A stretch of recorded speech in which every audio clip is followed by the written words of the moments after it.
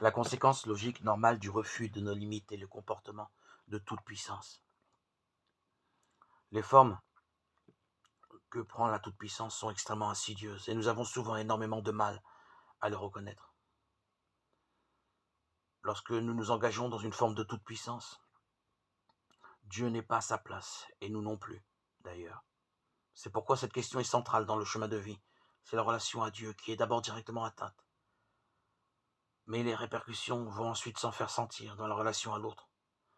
Mettre Dieu à sa place et trouver la nôtre porte un nom, l'humilité.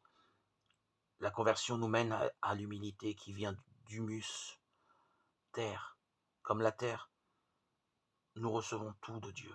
Mais nous avons souvent des conceptions tout à fait fausses de l'humilité.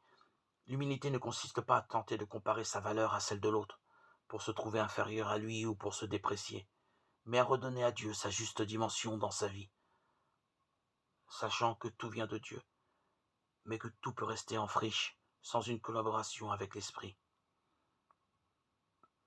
Nous avons deux manières d'être tout-puissants, en nous passant de Dieu ou en nous prenant pour Dieu. Il est facile de comprendre ce que signifie se passer de Dieu, mais se prendre pour Dieu peut se vivre de manière beaucoup plus ambiguë. Cela peut se camoufler derrière une apparence de perfection, d'aide apportée à l'autre.